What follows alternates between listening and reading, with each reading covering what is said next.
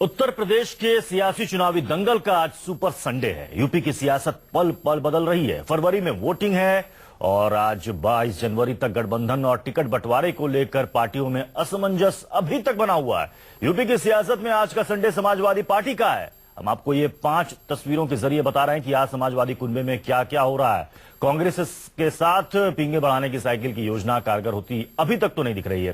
कांग्रेस को मनमाफिक सीटें ना मिल पाने की वजह से गठबंधन टूट की कगार पर पहुंच चुका है। हालांकि कांग्रेस ने अब तक उम्मीद नहीं छोड़ी है। दूसरी तरफ अखिलेश आज वादों का पिटारा खोलने जा रहे हैं। आज अखिलेश यादव, जो अब कानूनन समाजवादी पार्टी के राष्ट्रीय अध्यक्ष भी हैं, अपनी पार्टी का घोषणा पत्र जारी करने वाले हैं। थोड़ी देर में उनका यह घोषणा पत्र पार्टी का जारी होगा। पिछले चुनावी मैनिफेस्टो में उन्होंने लैपटॉप देने का ऐलान किया था। इस बार वो स्मार्टफोन देने का ऐलान कर सकते हैं। और खास बात यह है कि आज जब बेटा पार्टी का चुनावी घोषणा पत्र जारी करेगा, उस वक्त पिता मुलायम सिंह यादव भी उसके साथ वहां पर मौजूद होंगे।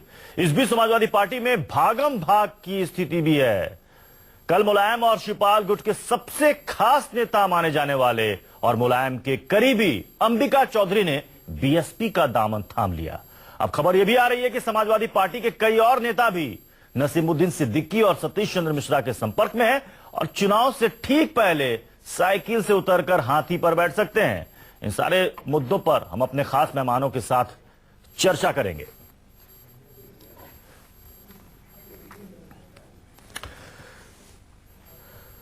तो आज की सबसे बड़ी खबर यह है कि अखिलेश यादव अपना चुनावी घोषणा पत्र जारी करने जा रहे हैं। अब से ठीक 1 घंटे के बाद वो जनता से तमाम लोक लुभावन वायदे करेंगे। लेकिन खबर यह भी है कि गठबंधन को लेकर एसपी और कांग्रेस में पेंच अब भी फंसा हुआ है। सीटों के बंटवारे को लेकर दोनों दलों में बात बनती हुई नहीं दिख रही है।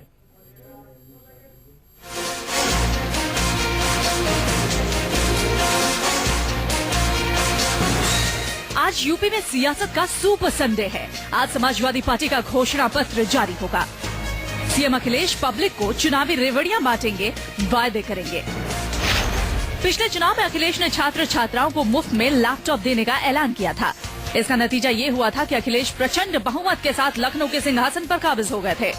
इस बार अखिलेश गरीबों को मुफ्त में मोबाइल देने समेत तमाम वायदे करने वाले हैं। अखिलेश को उम्मीद है कि इस बार मोबाइल वाला मैनिफेस्टो उन्हें प्रदेश का मुखिया बनाएगा। उधर गठबंधन को लेकर कांग्रेस और समाजवादी पार्टी में बात बनती हुई दिखाई नहीं दे रही।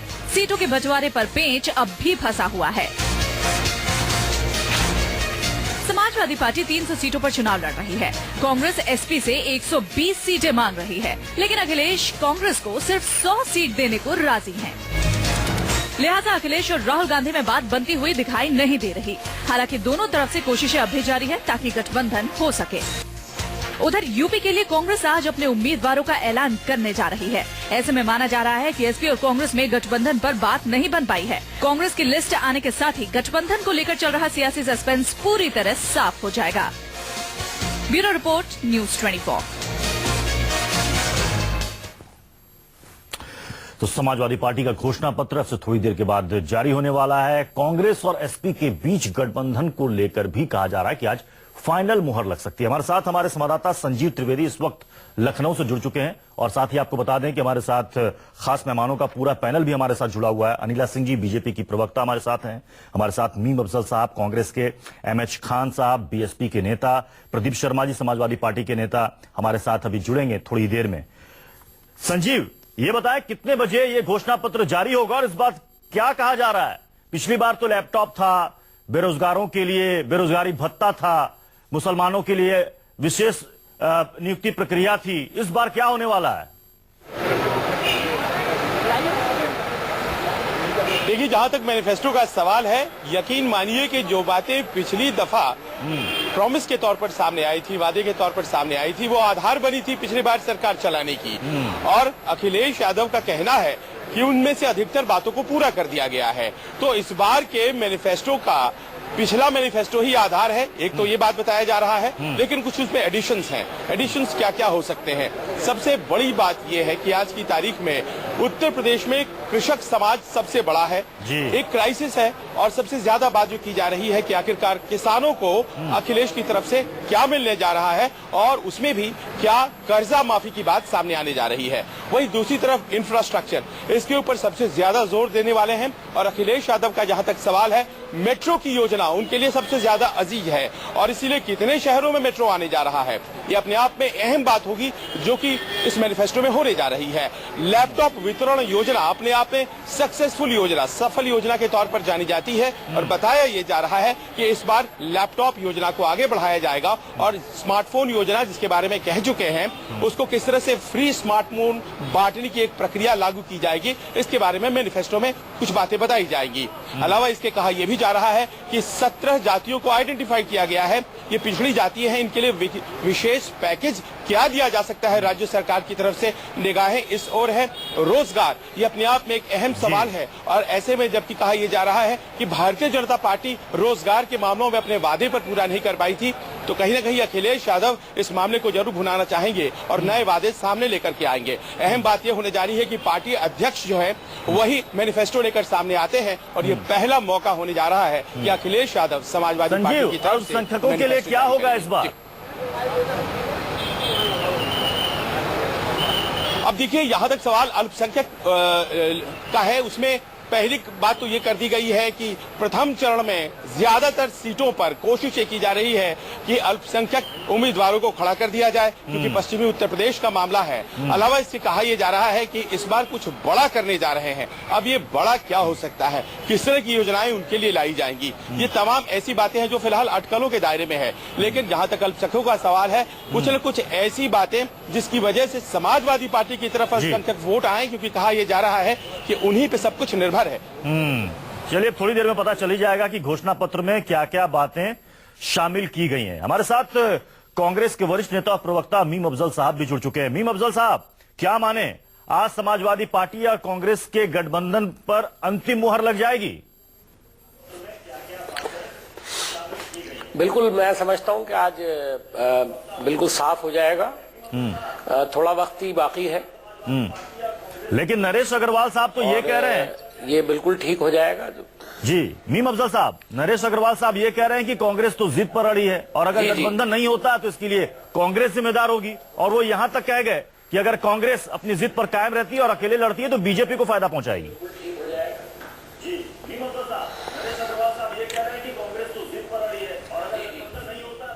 देखिए, मैं नरेश अग्रवाल साहब की किसी बात पर कोई तबसरा नहीं करूंगा। मुझे लगता है कि जब गठबंधन की बातचीत चल रही हो तो उस दौरान इस तरह का बयान देना मुनासिब नहीं है। ना ही उनकी तरफ से मुनासिब था और ना ही हमारी तरफ से मुनासिब होगा कि हम उस पर कोई रिएक्शन दें। बड़े नेताओं के दरमियान में बातचीत चल रही है जैसी मेरी जानकारी है जी। इसलिए मैं समझता हूँ ये एक ऐसा मौका है जिस पर हमको अभी फिलहाल कुछ नहीं कहना चाहिए, क्योंकि इससे गलतफहमियां बढ़ने का अंदेशा रहता है और सियासत का और अच्छी सियासत का तकाजा ये है कि दबाव की राजनीति छोड़ करके हकीकत को सामना करना चाहिए। तो आज की तारीख में हकीकत क्या है? कितने सीटों पर लड़ेगी कांग्रेस? 100, 120, 103, क्या होगा वो? देखिए, ये अनुमान मीडिया की तरफ से लगाया जा रहा है, अपने अपने सोर्सेज से। कोई समाजवादी पार्टी से बात कर रहा है, कोई कांग्रेस से बात कर रहा है, अटकलें लगा रहे हैं। मैं कांग्रेस का ऑफिशियल प्रवक्ता हूं और मैं सिर्फ ये कह सकता हूं कि मुझे इस बात की कोई जानकारी नहीं है जी कि कितनी सीटें हमने मांगी थी, कितने पर बातचीत चल रही है, कहां तक हो गया है, कहां तक नहीं हुआ है, हमारा क्या कहना है, उनका क्या कहना है। कुछ बातें मुझे मालूम है, लेकिन मैं समझता हूं कि उसका अभी पब्लिकली उस वक्त तक इजहार करना ठीक नहीं है जब तक कि ऑफिशियली हमें कुछ ना बता दिया जाए। इसलिए हम अटकलों पर ना जाकर के बहुत सीधे तरीके से कांग्रेस को अभी भी उम्मीद है कि गठबंधन होकर रहेगा, ये कांग्रेस को उम्मीद है अभी तक। मीम अफजल साहब, हमारे साथ अनिला सिंह भी बनी हुई हैं, बीजेपी की प्रवक्ता। अनिला सिंह जी, हालांकि आज देखिए समाजवादी पार्टी का घोषणा पत्र जारी होगा, क्या होगा समाजवादी पार्टी या कांग्रेस के गठबंधन, इस पर भी नजरें होंगी। लेकिन इस बीच जो खबरें ये आई कि बीजेपी ने जो अपने स्टार प्रचारकों की लिस्ट जारी की है, उस स्टार प्रचारक में आपने लाल कृष्ण आडवाणी को शामिल नहीं किया, मुरली मनोहर जोशी को शामिल नहीं किया, वरुण गांधी को आपने शामिल नहीं किया, विनय कटियार को आपने साइडलाइन कर दिया। ये क्यों? नहीं, ये जो आपने मुझसे अभी प्रश्न पूछा है और जिन जिन लोगों के नाम आपने लिए हैं, क्या उन्होंने आकर आपसे कोई शिकायत दर्ज करी है?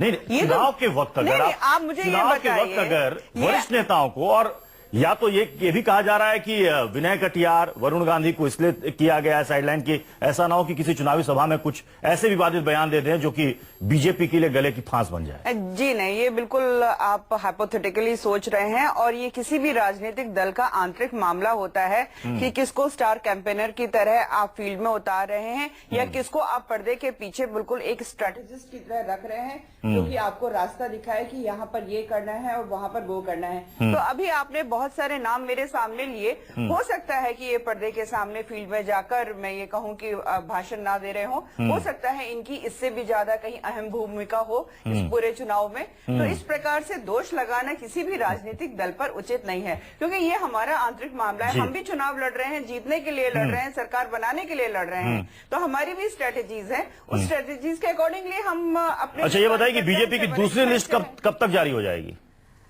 अब ये तो मैं आपको क्या बताऊं, हम तो खुद ही आशा कर रहे थे कि हो जाएगी, परंतु हो सकता है कुछ मसले ऐसे हो रहे हो जिसकी वजह से अभी तक लिस्ट डिक्लेयर नहीं हुई है। क्या किसी सीट पर बात अटकी हुई है या ऐसा लग रहा है कि उम्मीदवार बागी हो जाएंगे? नहीं, उम्मीदवार तो देखिए बागी नहीं हो सकते हैं, यहाँ पर इक्का दुक्का को आप छोड़ दीजिए, परंतु भारतीय जनता पार्टी का चरित्र ऐसा नहीं है कि वो छोड़कर चले जाएं। जिसको भी टिकट मिलेगा, जिसको भी कमल का फूल मिलेगा, क्योंकि हम लोग पर्सनैलिटी ड्रिवन राजनीति नहीं करते हैं, हम अपने एजेंडाज पे राजनीति करते हैं और करेंगे।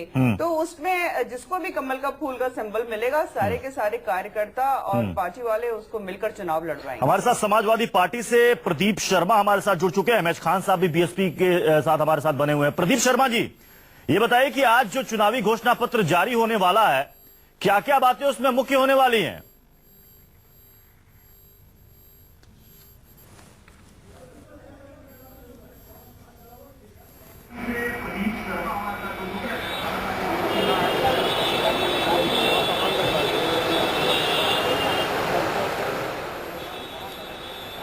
प्रदीप शर्मा जी, लगता है कि आवाज उन तक बहुत देर से पहुंच रही है। प्रदीप शर्मा जी, हम आपके पास आएंगे, एक छोटे से ब्रेक के लिए यहां पर रुकना पड़ेगा, ब्रेक के बाद लौटेंगे तो इसका जवाब आपसे लेंगे। एक छोटा सा ब्रेक, आप देखते रहिए न्यूज़ 24।